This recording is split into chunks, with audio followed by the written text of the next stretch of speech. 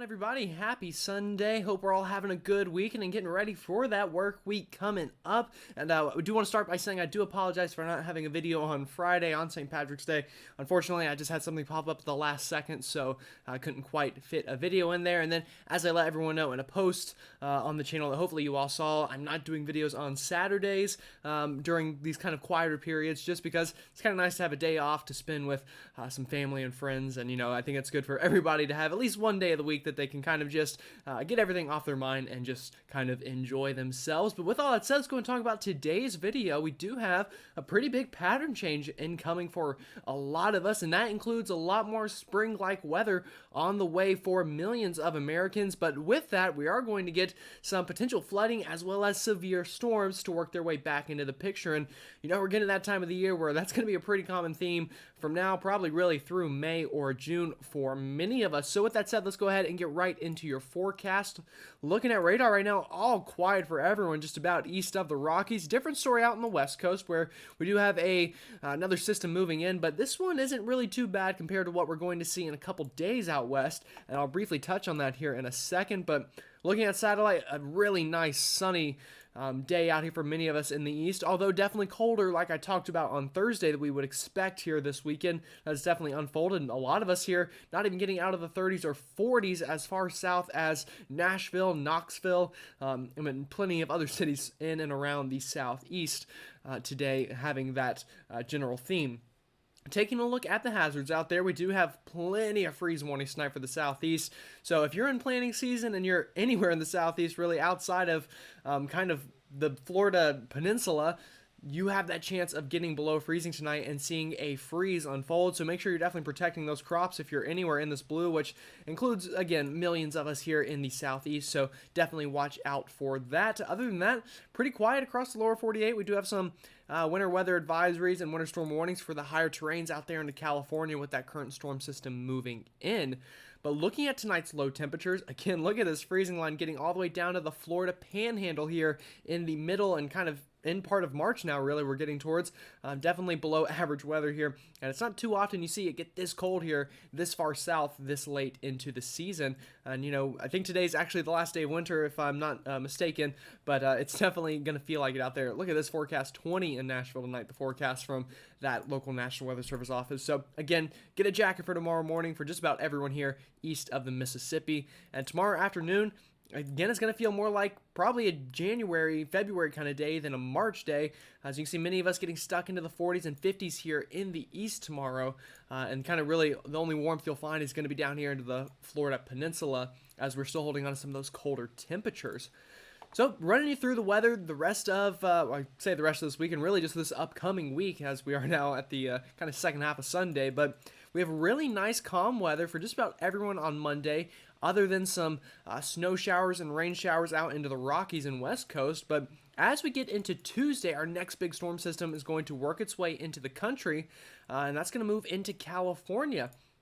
And around that same time period, those kind of showers and storms that move through the Rockies will work their way out of the Rockies and then work into kind of the plains where we could see some showers and storms. But one thing I do want you to know on this map is this high pressure here. And what this is going to do is help cause some ridging out here into the east and help keep us relatively dry here in the east for much of this coming week. As you can see, most of these rain showers and all kind of hit this ridge and then just ride up and over it instead of kind of plowing right through it into the east. So I think most of the rain and precipitation is going to be confined in most areas kind of here into the Ohio River Valley and back out into the plains, opposed to the southeast for much of this week.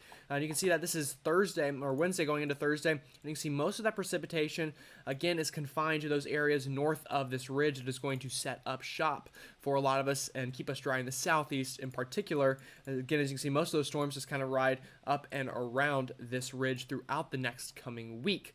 Now, that will probably eventually change by the time we get into later this week as we get a more robust storm system here to move, and finally that can kind of move into the southeast as this ridge begins to move out. And this one we'll have to watch for some big-time severe weather potentially. And I'll show you that map here in a second, but I think Friday, Saturday, and Thursday could definitely be some big-time severe weather days for those of us in the south and the southeast. And I'll show you that map here in a second that we already have outlined for that time frame. But, that eventually, continues to work through the country later this week. And eventually, by the time we get through this weekend, this one does, like I said earlier, work its way throughout the entire eastern seaboard instead of just kind of riding up and over that ridge before we get into this next coming weekend.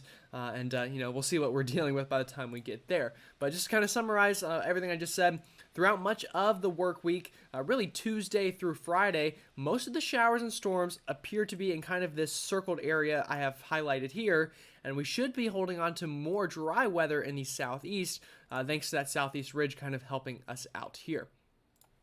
Talking about that severe weather, again, starting Thursday, we already have an outlined area here from Oklahoma City and back towards the Dallas-Fort Worth area for some severe storms, and we'll definitely watch the trends there.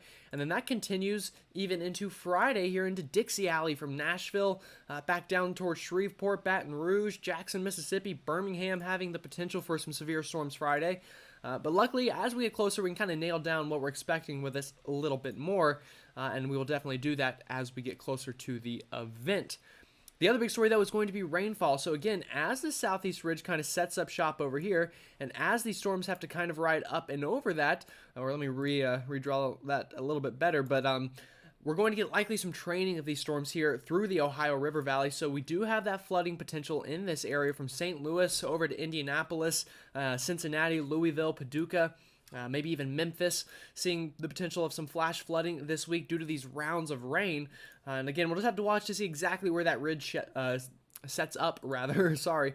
Of course, those areas will have a higher likelihood of seeing that flooding potential. But the other big story is going to be temperatures. So as we get through the rest of today and through early this week, this cold air is going to hold on for many of us as depicted by that blue on your map.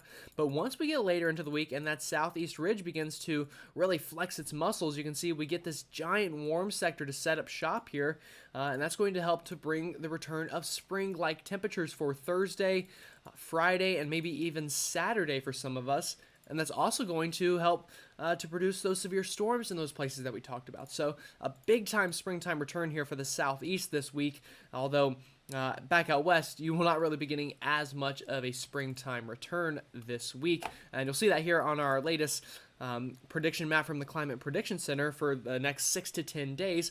Again, that southeast ridge is a pretty big theme here on this map, bringing those spring-like temperatures back to areas south and east of kind of the, really especially the Appalachian chain, but even just kind of the southeastern part of the country in general. And then those colder than average temperatures setting up shop back out west. So we'll definitely watch that. We'll watch the trends, but this looks to be something the models are really latching onto, and this big time kind of return to what we saw in February for many of us with rounds of severe storms and warm air here into the south, and then cold wintry-like weather back out west. So we'll definitely watch that over the next week. Again, just to summarize, a pretty active week coming up with some severe weather and the return of spring-like temperatures, but really from now till Tuesday, we hold on to that colder weather for many of us. So, of course, I'll update you again tomorrow, and, I'll probably go even a little more in depth as we get closer to these severe storms and kind of these showers in general. But today, just want to do a quick kind of weekend overview for everybody. So, I hope you have a great rest of your Sunday, and I will see you all tomorrow.